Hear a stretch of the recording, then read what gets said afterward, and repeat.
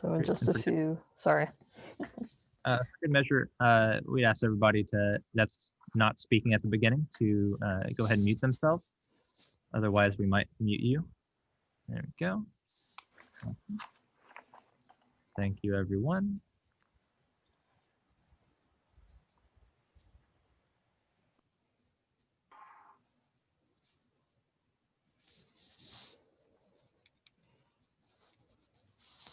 That should be good to count us in, Zach, correct? Yep. Thank you, Dylan. Everybody have a great presentation. Cool, thank you. And we will be live in 3, 2, 1. Good evening. My name is James Hackney, and I am the Dean of the School of Law at Northeastern University and co-leader of the Presidential Council on Diversity and Inclusion. It is my great pleasure to welcome you to the 4th and final event in our racial literacy event series. As a reminder, please update your Zoom software. For directions on how to do so, please open the chat and refer to the audience instructions inside. Please also note that this is on Zoom webinar, not Zoom meeting. Today's event and the associated pop-up course are sponsored by the Presidential Council on Diversity and Inclusion at Northeastern, that CSSH Dean Uta Poiger and I co-chair. This event and pop-up course build on a tradition of collaboration between student affairs and academic units that we seek to foster. As you know, this series has sought to promote an honest dialogue about race and racism, specifically addressing themes of history, culture, and community and policing. While racism has long been the scourge of our nation, over the past few months, it has become viscerally apparent how deeply it is woven into the fabric of our institutions and culture. Now, as our nation confronts our deep-seated demons, we must embrace the long, hard path ahead of us. Truth, justice, and equity will not come easily. Rather, they will come through often painful conversations, systemic changes, and a commitment to revisioning what justice can and should look like for all people in this country. This series is one of the ways in which we can create change. I recognize such dialogue can be difficult, but to make progress toward our goals, we must talk more and make greater efforts to listen to all members of our community. Tonight's panel is part of one step among many in our path forward. Northeastern is proud to host this cross-collaborative group of scholars, all of whom are dedicated to the mission of anti-racism. I want to thank all the colleagues on today's panel for getting these university-wide conversations underway. With that, I'll turn it over to Uta Poiger, Dean of the College of Social Sciences and Humanities, and co-leader of the Presidential Council on Diversity and Inclusion. Thank you, Dean Hackney. Let me also start out with thanks. I want to thank the panelists of today's session, as well as of the previous 3 sessions in the racial literacy series, for the food for thought that they have given us as a community, for the conversations that they have stirred. I also want to thank all the facilitators and students in the pop-up course for taking those conversations into smaller frameworks and asking and answering difficult questions about ourselves, about our immediate environment, as well as about broader society, including in the United States and elsewhere in this ambitious series. I think we will all agree that the dual pandemics of COVID-19 and racism have made conversations about policing and community ever more important. And I will say that the moderator of today's session really insisted on putting community first in the way in which we framed this discussion. So without further ado, let me say one more time, thank you to the panelists, thank you to everybody who's collaborated, and let me echo Dean Hackney by saying these kinds of conversations are only one small piece in the broader puzzle that we are confronting, and we need to do much more at Northeastern and beyond in order to tackle the challenges of our time, in especially tackling systemic racism and how it intersects with so much inequity that we are facing. Let me then, with great pleasure, introduce our moderator today, Dr. Rod Brunson. Dr. Brunson is the Thomas P. O'Neill Chair of Public Life, a professor of criminology and criminal justice and political science in the College of Social Sciences and Humanities. And he's also in the college the director of graduate mentoring and diversity initiatives. His research informs criminal justice policy and crime control practices and always starts from the perspective of community. Without further ado, let me turn over to you, Dr. Brunson, for this important conversation this evening. So thank you, Dean Poiger, for the warm introduction. I'm excited to start us off in the fourth and final event offered in this important racial literacy series. You will soon see on your screens the three distinguished speakers joining us today to discuss racial literacy, community, and policing, who will introduce themselves lately. I'm also honored to moderate this evening's panel, and like you in the audience, look forward to hearing from our three amazing and committed leaders in racial and social justice. I also look forward to receiving the audience questions later in the chat. So without further delay, I will frame our discussion today briefly. As the Dean has mentioned, I've examined police minority community relations for the past 2 decades. However, I've also lived as a Black man in this sometimes racially inhospitable society for much longer, meaning that similar to many Black folks, I too have endured racist affronts and indignities, some artfully veiled, others brazenly offensive. Therefore, my unwavering commitment to promoting racial literacy is both personal and professional. In particular, this evening, we have a great opportunity to reflect on historical and ongoing challenges to our nation's unfulfilled promise of freedom and justice for all. Sociologist Joe Fagan notes that the cumulative impact of racial discrimination accounts for the special way that Blacks have of looking at and evaluating their experiences in public settings. Fagan's examination of racial discrimination highlights the importance of understanding the impact of accumulated discriminatory experiences. That is, he calls attention to the litany of daily, large and small events that Blacks face, and emphasizes the need to examine assessments of their particular social interactions in the context of their accumulated experiences with discriminatory events and in the collective experiences of Black people as a group. That means that in making appraisals, Blacks not only draw from their own experiences, but also from patterns of events that they're exposed to in their communities and knowledge imparted by members of the racial group. This is particularly the case in disadvantaged Black neighborhoods where aggressive policing strategies are widely utilized. And research concerning citizens' attitude toward police has consistently found that Blacks report more dissatisfaction and distrust than their counterparts from other racial groups.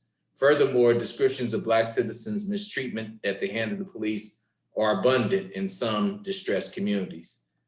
There's also compelling evidence that Black parents strategically forewarn their children about looming and inescapable racial animus, particularly in the form of police violence. It's striking, however, that there are no corresponding indications that white elders also warn their youth about the likelihood of police violence. The dissemination of these narratives about police misconduct, while intended to be cautionary, may inadvertently increase the likelihood that neighborhood residents will come to view police strategies as racially biased. Over the past 6 months, the general public has paid considerable attention to Black citizens' longstanding allegations of widespread racially biased policing practices. And this is unquestionably a troubling matter for a society, again, that tirelessly promotes a commitment to the fair and equitable treatment of all citizens. These age-old patterns of discriminatory policing strike an especially harsh chord with Blacks, who possibly view the recent string of police killings of unarmed Black men and women through a disheartening historical lens. For example, in addition to functioning as slave patrols, monitoring and limiting Blacks' physical movements, historians have also discovered that early law enforcement officers were involved in a wide range of illegal acts against freed Blacks, such as lynchings, mob action, torture, and countless killings. I also have my own collection of direct and vicarious experiences of being racially profiled by the police. And most of my negative experiences occurred during my formative years, where I can recall officers illegally searching friends' cars, particularly on one evening as we prepared to leave a popular roller skating rink, then issuing him summonses for various equipment and moving violations, despite the fact that we were parked. As was typical, the officers behaved very aggressively toward our carload of young Black males, repeatedly threatening bodily harm and arrest on manufactured charges. As I grew older and physically larger, officers became increasingly verbally abusive, physically intrusive, and overall menacing. I also began to receive more frequent reports from friends and relatives regarding harms that they suffered at the hands of police. While the vast majority of these unwelcome encounters did not result in serious physical injury, loved ones described deep emotional trauma stemming from routine public humiliation. And these accounts, many of them involve young Black men being strip searched and forced to lie on the pavement while their bodies and belongings were unlawfully searched. As I go full circle, as I started off talking about that I have a deep professional and personal commitment to issues of racial literacy, improving racial literacy. My professional life has been also shaped by trying to understand police violence. And my graduate school experience was very instrumental in helping to refine my scholarly interests. For example, I began conducting field work initially focused on understanding how Black youth living in the South Side high crime Chicago neighborhood navigated challenging gang terrain. When following a particularly rich interview, one of the youth forcefully explained to me, pulled me aside, and said that the gang members were often their siblings, extended family and friends, and implored me to use my research and any privilege that I had gained as a result of being a scholar to do something about the police, who for them posed greater safety risks than did youth gangs. That pivotal moment reminded me of how detrimental aggressive policing was to many of my friends, neighbors, and relatives growing up. And I would later explore these issues extensively over the span of my academic career. In fact, a professor when I was in graduate school who served on my dissertation committee prudently advised me to select a topic that has a long shelf life. And given the recent global unrest following a string of police killings of Black people, my graduate school's advice regarding pursuing research that has longevity has served me well. Specifically, racism is deeply entrenched in American culture and many of its institutions, including policing. Given this backdrop, we need more nuanced dialogue and analysis of Black citizen police experiences, one that humanizes both parties, a dimension sorely missing from most current discussions of fragile police-minority citizen relations. To that end, improving racial literacy around these matters represents a critical step in the right direction. Now over to you, Associate Director Laguerre. Thank you, Dr. Brunson. Good evening. My name is Lisa Laguerre, and I am the Associate Director of Community Relations for the Institute on Race and Justice here at Northeastern. First, I would just like to thank Dr. Brunson and Dean Pojay and the college for hosting this series and this important conversation this evening, and for the opportunity to participate. With the recent climate that we are in and experiencing around issues of race and social justice, specifically as it relates to policing in communities of color, convening spaces to have this kind of open conversation and sharing is very important. And for me, particularly on a personal and a professional level, these issues are very important and ring very close to home. On a personal level, being an African-American woman and being married to a Black Haitian man, and also being the mother of an African-American Haitian 13-year-old little boy, who is 6'1" inches tall and weighing in at 170 pounds at the age of 13. He's towering over me. And when I look at him, in his face, I still see my 13-year-old or my baby boy. But I realized that in the eyes of some members of society and in some members of law enforcement, that there's a fine line where he goes from being a cute little boy to now being perceived as someone who is older than he actually is and being perceived as some level of a threat. And this is not due to anything that he may do or say to cause that perception, but just by the characteristics of who he is as an individual. And this is a very frightening and troubling reality that African-American parents and parents in communities of color have to manage and deal with on an ongoing basis. So again, having the opportunity to participate in these types of dialogues and in professional settings to be able to work towards initiatives that push the needle around policy reform is very important. It's critical at this time as many of our young people's lives in communities of color may actually and literally depend upon it.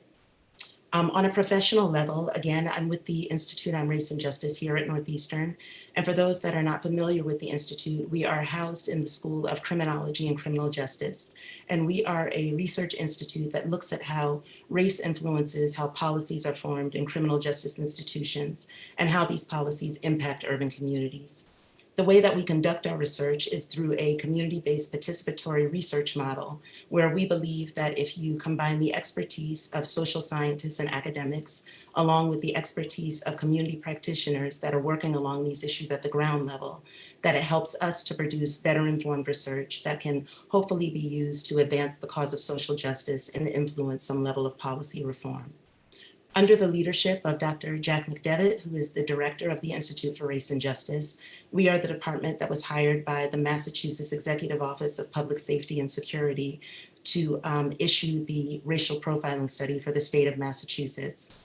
We were also hired by the city of Boston to submit a series of recommendations for the original model of citizen oversight for the city of Boston. And we also had the opportunity to work alongside with the Municipal Police Training Institute to conduct trainings around policing in a diverse society and bias-based policing, and issue those trainings throughout law enforcement departments throughout the Commonwealth. In my role, I have the opportunity to participate in several conversations and meetings with community leaders and members of law enforcement, working together around local community issues of public safety, and also most recently, really trying to find ways to strengthen the ties between the community and police. Over the past few months, the Boston Police Reform Task Force hosted a series of community listening sessions where they gathered community input to help them put together a series of recommendations in a report that they recently offered to the city around police reform for the city of Boston.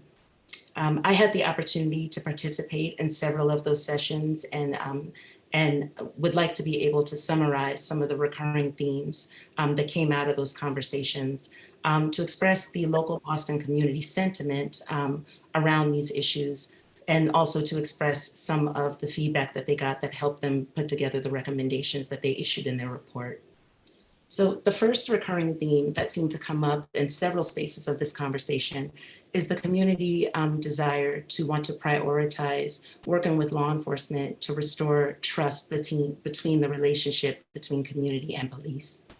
And this will begin by the community and law enforcement beginning to have what the community feels are the more difficult conversations around issues specifically related to race and policing, and not necessarily beginning to talk about the current events necessarily with Breonna Taylor or George Floyd, but taking a step back and beginning to have some dialogue and re-education around the historical injustices and racial violence that communities of color have experienced from law enforcement and other institutions throughout this country for the past 400 years.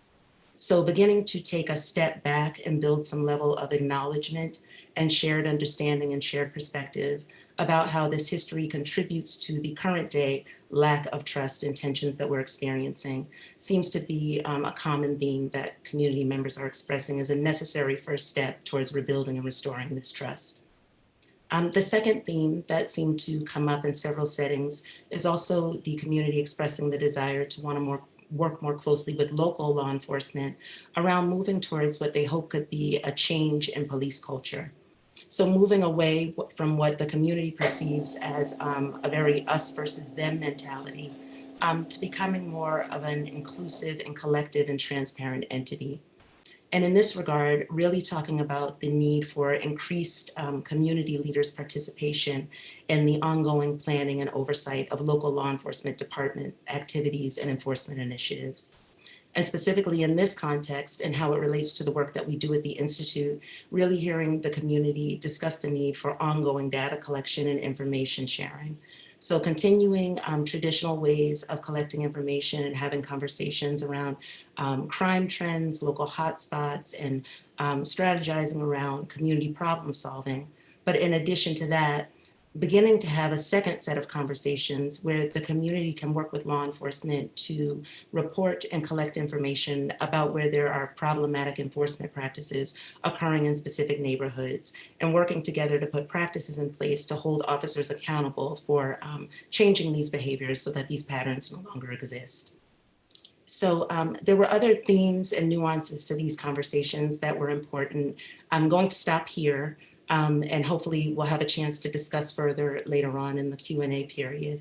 And again, just want to say that I appreciate the opportunity to being able to share on a personal and a professional level some of the ongoing work that we have going on with the Institute, and importantly, being able to highlight some of the community sentiment and perception as it relates to the work that's going on locally here in the city of Boston around these issues. And with that, I pass that on to you, Director Riccio. Thank you so much. My name is Rebecca Riccio. I am the founder and Jafali Family Director of the Social Impact Lab. I also teach in the Human Services Program and the School of Public Policy and Urban Affairs. I am incredibly honored and humbled to be on this panel as part of the Racial Literacy series. As a white, middle-aged heterosexual woman, I have reflected very deeply on the privilege and responsibility of adding my voice to this series. I've concluded that if I can add value, it will come from sharing my thoughts, not as an expert, but as a student.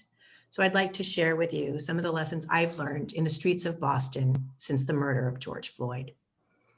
Anyone who has ever studied or worked with me would probably guess that I practice what I teach about the role social movement building and political organizing play as levers of change in our society.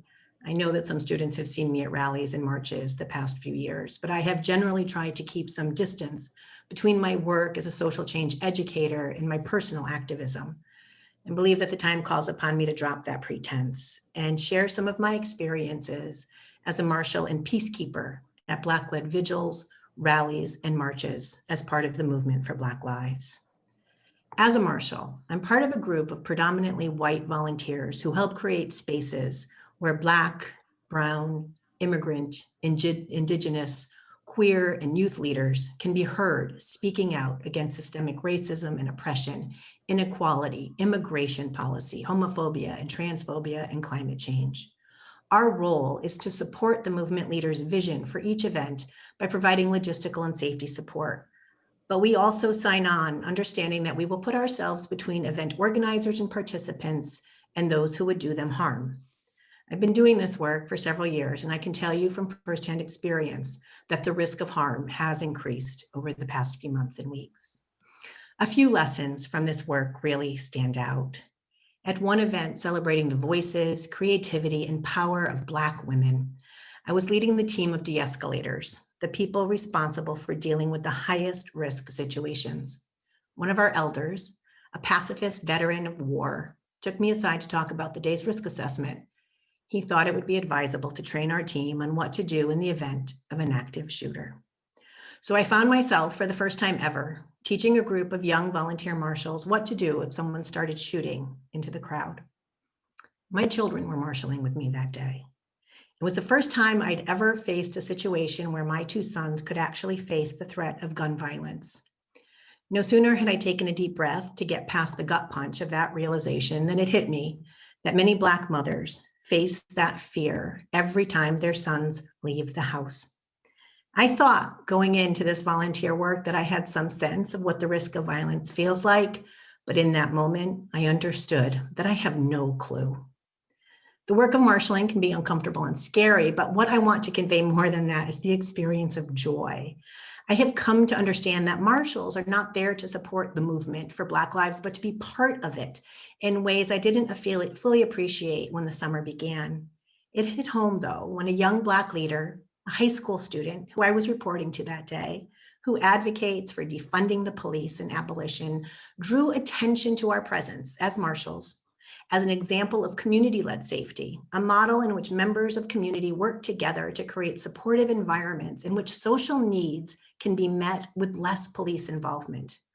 Now, being a marshal doesn't compare in any way to the emotional labor and risks that Black activists contend with on a daily basis when they're in the streets as part of this important social movement.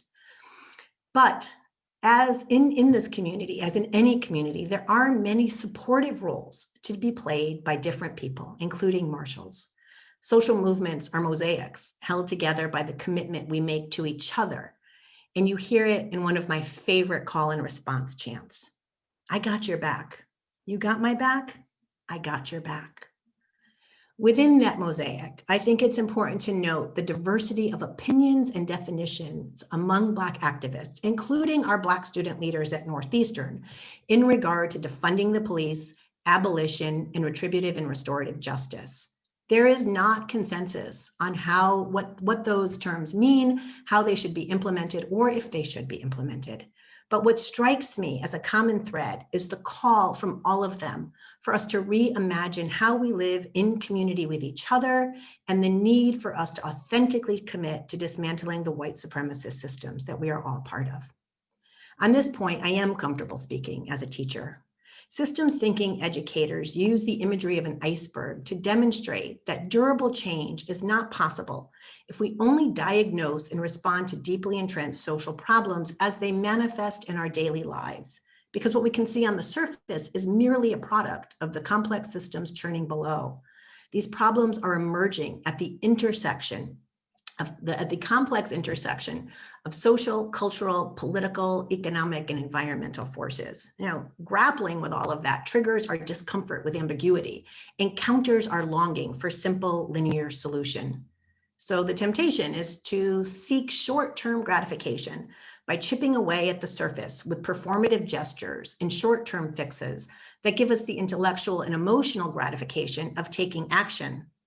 But left unchanged beneath the surface, our systems will continue to generate the same problems of racism and oppression, not because the systems are broken, but because they actually do what they were built to do. Too often, that has involved intentional and blatant manipulation toward injustice to protect and privilege some people's interests over others.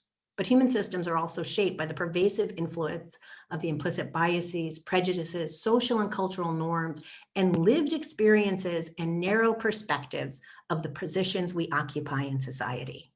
That's the stuff at the bottom of the iceberg that we don't like to recognize in ourselves. It makes us uncomfortable to see that without even realizing it, we perpetuate white supremacy because we've been shaped by it and therefore weave it into the institutions that we have the power and privilege to shape in turn. All levels of government, businesses, nonprofit organizations, congregations, and yes, our universities. To do better, because we must do better, is to heed activists' call for us to reimagine who we are as a community of care. We must have the humility to show up and listen and learn, to face our own complicity and commit to taking steps on our anti-racist journeys, no matter how uncomfortable they may be. I'd like to pose that there is no better place to work on that than in a university, because we are a community with an abundance of perspectives and lived experiences and talent and opportunity. The phrase, "the whole world is watching," is often chanted in the streets as an admonishment. But what if we flip it and instead embrace it as a rallying cry for us to reimagine and model what it means to be in community with each other, exactly because the whole world is watching and we have a moral obligation to lead in this moment. And with that, it is my privilege and honor to give up the mic and hand it over to Judge Margaret Burnham. Thank you so much, Professor Riccio. How wonderful it is to be on this panel with Director Bailey Laguerre and Professor Brunson and Professor Riccio, three members of our community who have devoted their careers to the subject of policing social movements and communities.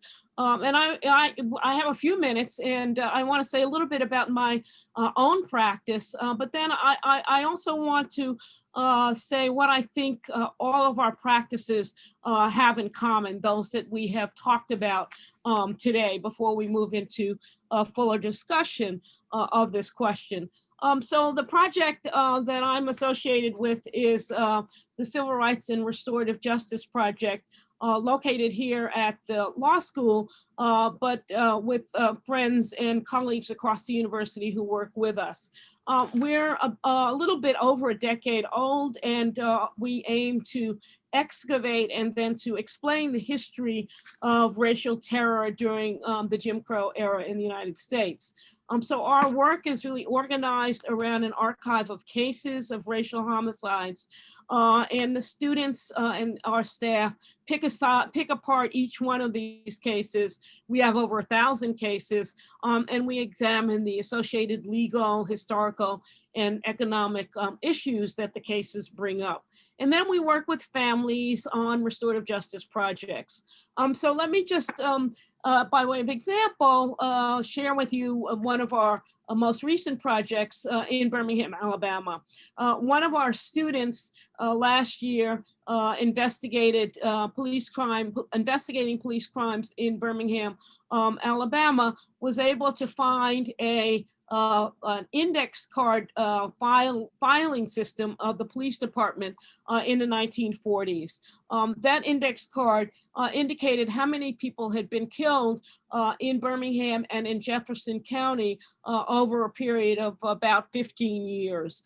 And of course, we can imagine what it showed.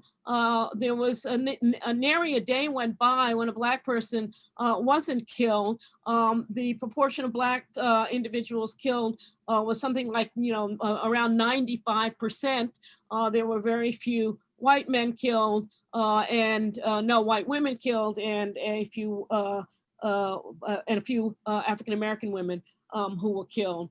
And this is in a county where the Black percentage was something like 37%. So it was the evidence found by the student was stark, but what was particularly compelling for us was that it had been undiscovered, that it had lay deep in this library for decades. And so what did we do with this research? It took us in 3 directions. First of all, we are supporting the initiatives of folks in Birmingham at the community level and the public officials in that community to initiate a truth-telling process based in restorative justice. Secondly, we're also facilitating community building among the descendants of the victims and supporting their individual efforts to understand what this history means for themselves and their families. And thirdly, we're designing training material for use by the Birmingham Police Department to introduce this history to their officers. So that's our practice, and it has deep commonalities and similarities with that of Professor Brunson and Lisa and Rebecca, Lisa and Rebecca. And so let me say a bit of about what I see here. And I've pulled out 7 points that I think we all share. Let me first of all say that these practices are broad, they're deep, and they're historical, which is to say we've been at this a long time. It didn't start with George Floyd's death.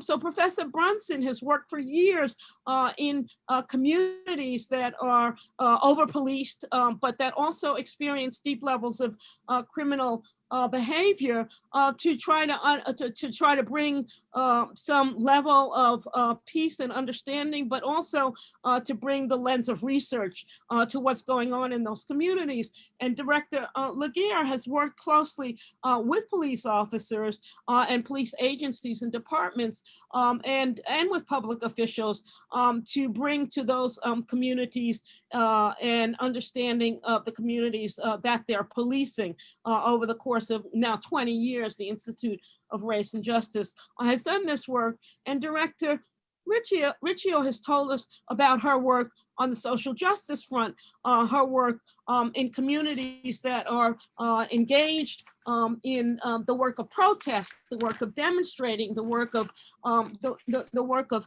actively engaging with communities and police in ways that are oftentimes uncomfortable, oftentimes loud, but always necessary. So what do we all have in common? What are these four practices, these four modalities of engaging police and communities have in common? Well, first of all, we're all future looking.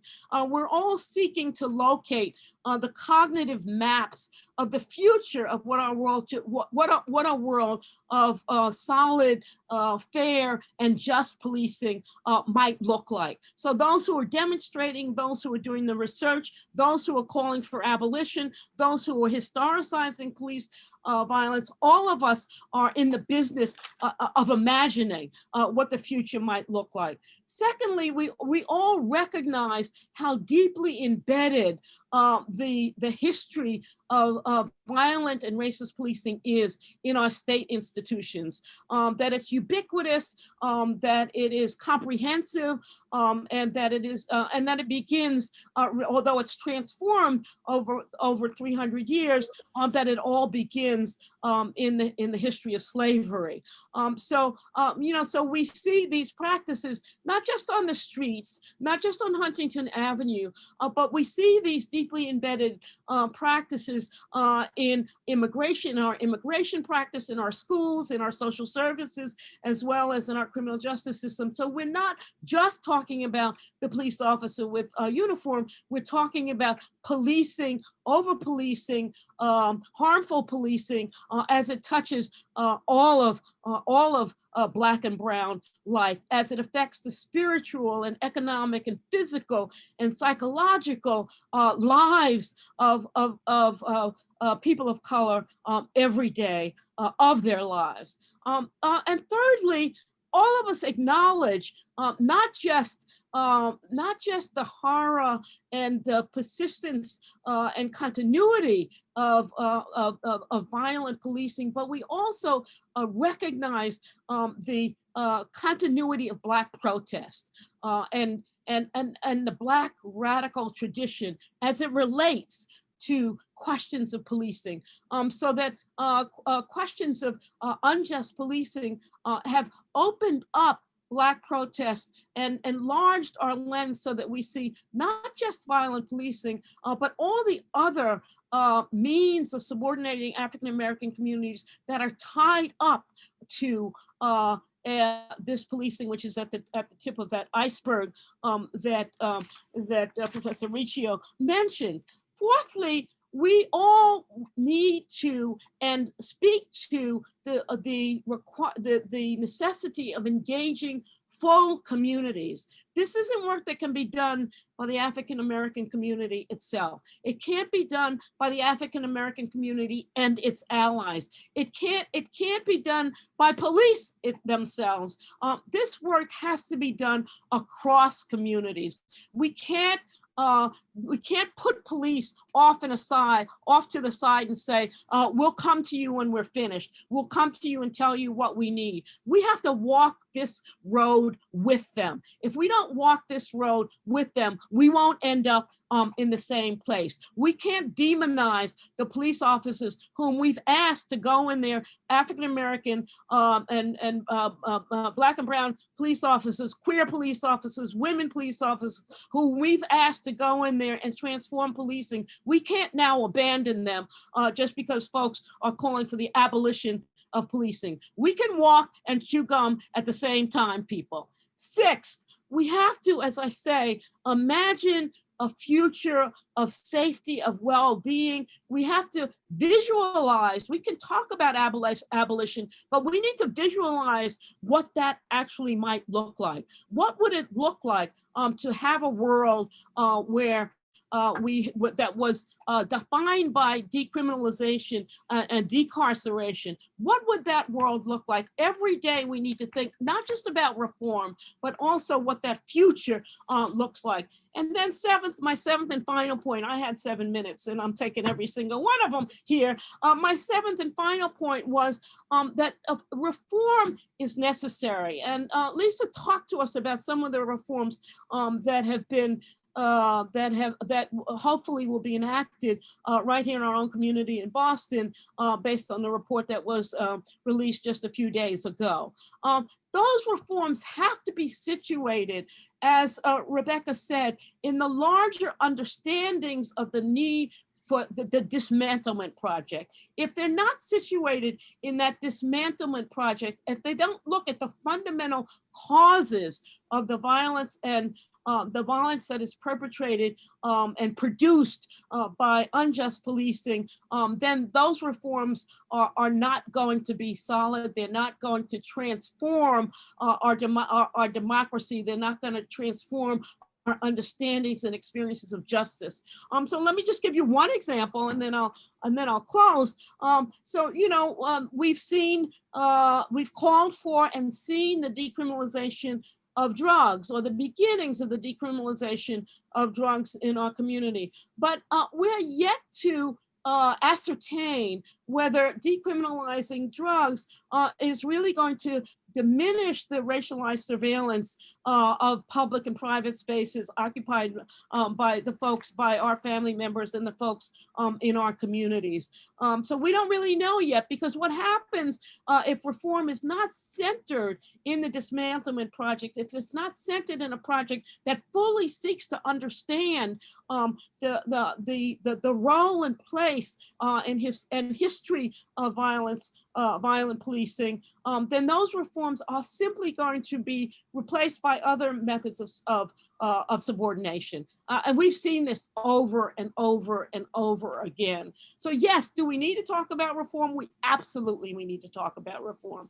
But we also need to talk about reforms that we think, because they are adequately situated in a full understanding of the scope of history, and an effort to communicate that history to communities of police, as well as to our own communities. If they're not situated, as I suggest, in the dismantlement project, then they won't be lasting. So I just want to close by reiterating what all of us have said, that there is this conversation in our country about policing has thrown up a broad range of opinions. All of us know police officers. We have police officers within our families.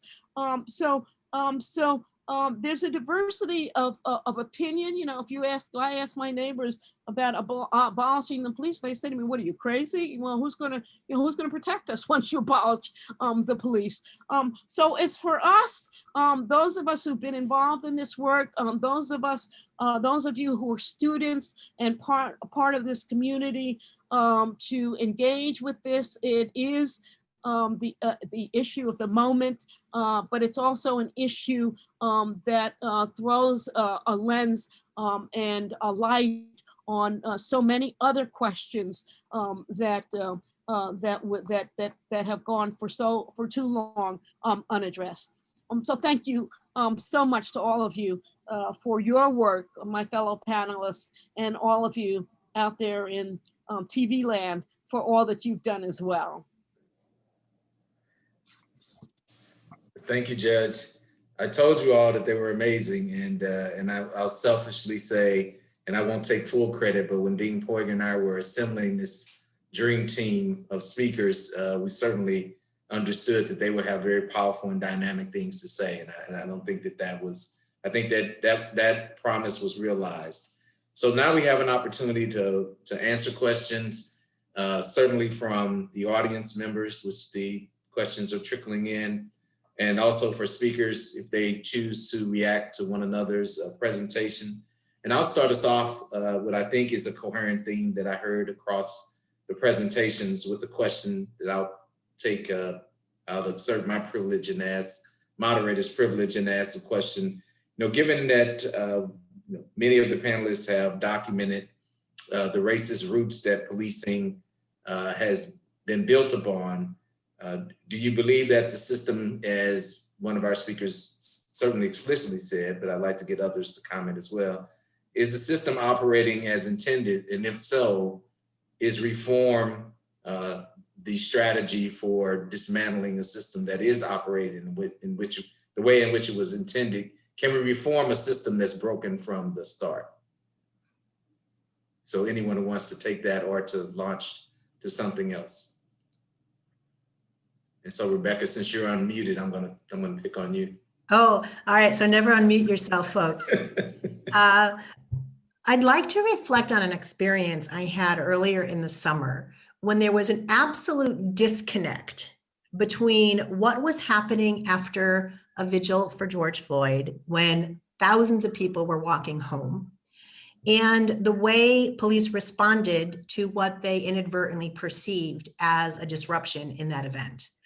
And it struck me in that moment that what I experienced as violence by the police against this crowd was them doing the job they had been taught to do in response to a specific scenario. I don't think they had any other way to respond to it. And so what I saw in that moment was they were doing their jobs. They were doing what the system taught them to do. It was completely at odds at what the moment called for, and it was experienced by those of us against whom they were taking action as violence, as an assault on peaceful people who were there to mourn. And that was a moment when I thought, this is so broken, right? This is a systemic response and the disconnect between two groups of people's lived experience and response to different situations. And so in that moment, I would say yes, in that very concrete moment, the brokenness of the response was very apparent. Any of the other panelists care to respond or to add or speak about something that they recognized across the presentations? Okay, hearing none, we'll go to the chat. And so, and not in any particular order, but I believe this was the first question. One of the audience members wants to know, or at least wants the panel to comment on, whether or not the general public has a tendency to overreact, or at least to not necessarily overreact, but to respond with limited information in the aftermath of dubious police actions, not necessarily killings, but have we been socialized to respond without having full information?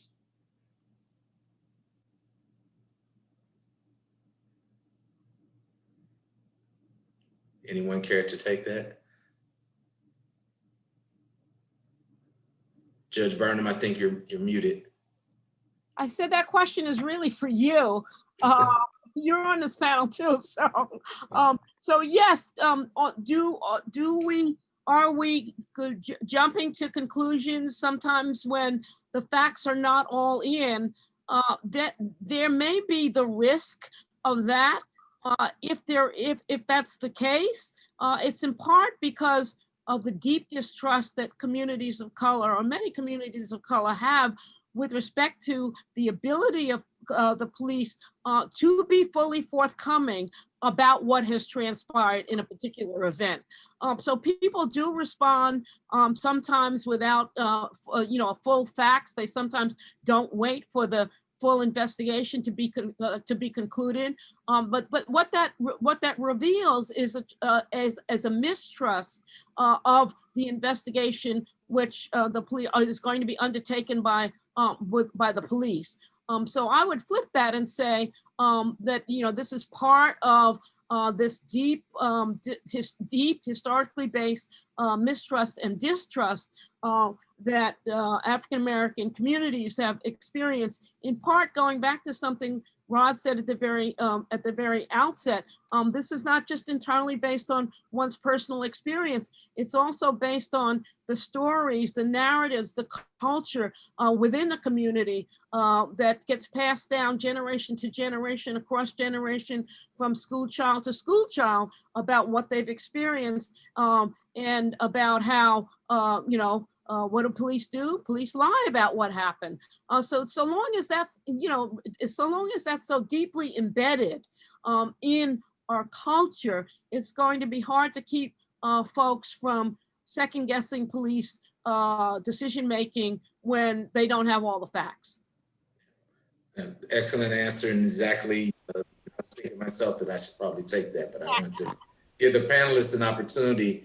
And I'll say, when we talk about building mutual trust, that trust has to be reciprocal, and that often, law enforcement agencies aren't always forthcoming with information, sometimes legitimately, but sometimes conveniently standing behind, protections of confidentiality, or that it's an ongoing investigation. And I think that all too often that communities of color have been patient and have been disappointed and have felt that they've been patient and they were acting in good faith, but yet those promises of justice were not delivered upon. And I would say in addition, as Judge Burnham was pointing out, we often can't count on, law enforcement to have even the data available that would give us a sense of how pervasive of a problem actually exists. And as it relates to, we have to depend upon, and they've done a fine job, in my opinion, the Washington Post, to have standardized data on police killings. That the Washington Post discovered that the FBI was undercounting people shot and killed by the police, regardless of race, by as much as 50%. And so certainly I think there is that spirit to want to have full information, but that full information is not often forthcoming. And when it does, we can't always depend on the credibility of the source and of the information. As Judge Burnham pointed out, index card, from 1941, if not for that, how else would we have gotten that information? And just to kind of expand upon that, right, I think also in some of my comments when I was talking about, and as Judge Burnham suggested, the deeply rooted sense of distrust that is between the community and law enforcement, and where data collection does play an important piece in being able to document some accounts, there's also this piece that recognizes that data collection doesn't account for the human interaction that occurs between law enforcement and community members. And so often when you just have a series of negative interactions and people feeling that they've been disrespected or disregarded by a system, it does cause at times maybe an immediate reaction before getting all of the information. But I think that just goes to show again about the historical roots that are tied to this problem and where we are in terms of community and police relations today. It's great. And I'm trying to go back to one of the previous questions that came through. And someone wanted to, and maybe Professor Riccio will remember the context. Someone wanted to know the difference between restorative justice and there was some other framing that they used, whether or not, now look for it if you want to start by explaining restorative justice, and I'll find the other. I will gladly defer to Judge Burnham on that topic. The point I had been making was that within the communities of Black activists that I have been engaged with, there are those who believe in retributive justice and those who believe in restorative justice. And the point was simply that there's not a single playbook that the movement is working off of right now. And I think it's important to honor the diversity of opinion and to be having conversations that are inclusive of these diverse opinions and perspectives so that we can air them all to work towards solutions together. But in terms of the definitions of justice are not my expertise at all. So I will leave that to Judge Burnham. So restorative, when we talk about restorative justice, restorative justice is really defined by what it rejects as much as what it is. What it rejects is retributive justice, the notion that wrongdoers should suffer proportionate consequences, that prison and jail are appropriate remedies for wrongdoing and for harm making in our communities.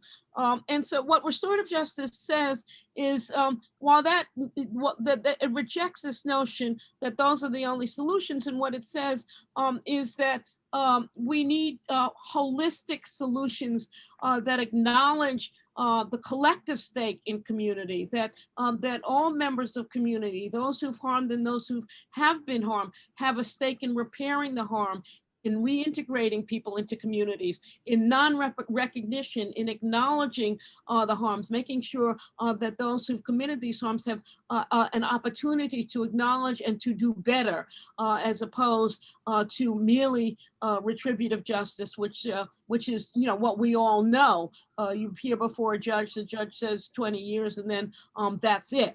So restorative justice seeks to make communities whole by bit, step by step, bringing those who've harmed others back in the fold. We're always going to have, we're living beings. There is always going to be harm in our community. We are always going to hurt each other. And so, you know, when we talk about the abolition project, we're really not, this is not about, you know, leaving us exposed, leaving women exposed to violence, leaving our vulnerable communities exposed to violence, leaving queer and trans people exposed to hate crimes. It's not about that. It's really about reimagining a form of safety making and policing that acknowledges we're all in this together. And that I think is in part what restorative justice seeks to do. And obviously there are a set of practices, circle practices and other practices that are associated with restorative justice. Let me just say one other word, which is that we in CRJ talk about restoring justice as bringing our historical lens to an understanding of justice, restoring justice to those who history has denied an opportunity to understand what happened to them and experience justice. So for example, going back to Birmingham, those cases in Birmingham, those people don't know, those family members don't really know what happened to their loved ones. So in that case, truth, just engaging in a truth process is a form of restorative justice. Great, and that was an excellent answer, and you covered another question in the very lively chat that centered on families and their investment in uncovering and discovering, you know, painful realities of what happened to their loved ones. The second part of the question, I apologize to the person who submitted it. I found the other half, and they wanted an explanation or some kind of artful articulation, which I think Judge Burnham certainly did, about transformative justice and restorative justice. So I don't know if anybody wanted to add about transformative justice or not. Rod, there's actually something else I would like to add onto Margaret's comments about when we talk about abolition or defunding, we're not talking about leaving communities unprotected against those who would do them harm.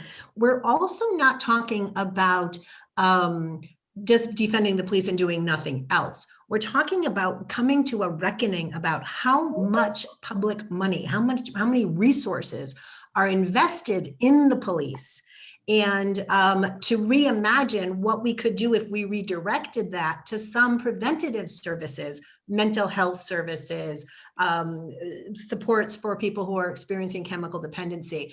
And so it is not simply defund the police and don't do anything else, but to try to mitigate some of the harms in society that lead people to encounters with the police.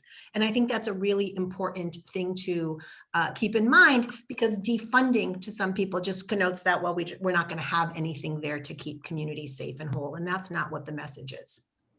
And thanks for that. And I think that adds to the kind of difficulty, is that sometimes when people talk about defund the police, there aren't any clear definitions and guidelines, and the level of understanding that you've demonstrated is sometimes missing from those conversations of what people actually mean when they say defund. That, again, we don't want to, because we understand, unfortunately, given everything else that we said today about systemic racism and oppression, that there are communities of color that have high rates of crime as it relates and as a result of structural disadvantage and racism. And we will, if we're not careful and we're not very thoughtful in reform efforts, we'll leave those communities even less protected or even more unprotected. So we have to have a strategy for keeping people safe. And I'll get to another question. How do we ensure that implicit bias that police officers hold against Black people are removed and addressed? And this is another link to defunding alone can't assume or accomplish this. So how do we attack some of the things that we talked about that are entrenched and ongoing in cultures, but also that live in many of our institutions that we hold in high regard? How do we attack and accomplish those types of changing of hearts and minds, as one of my students often eloquently says?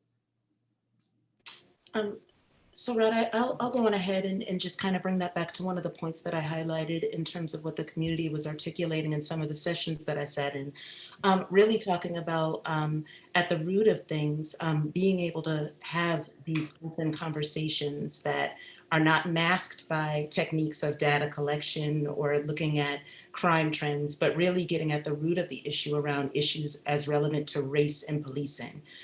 Beginning to have those types of conversations and collaborating around racial sensitivity trainings and policing in an adverse society, and even more so at the academy level. So ongoing trainings for law enforcement is another area that was brought up in many of these conversations, but also talking about how the culture needs to begin, not even once they're part of the police force, but when they're being trained to enter into the police force, and having those types of conversations and trainings take place even at that level of training. Great, and thank you. And one of the responsibilities that I have, even though this has been an absolute pleasure, that I have as moderator is also to call us on our time. And so it seems that we're at the end of our time. And again, many thanks to our panelists and those of you who took time to participate. And I apologize, but I'm very encouraged and enthusiastic that we had a very lively chat, that I was unable to get to many of the questions, and many of very excellent questions. And I want to remind you that the recording for this event will be available on Northeastern's racial literacy website. So please see the link that has also been inserted in the chat.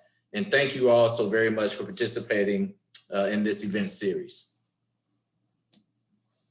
Bye-bye.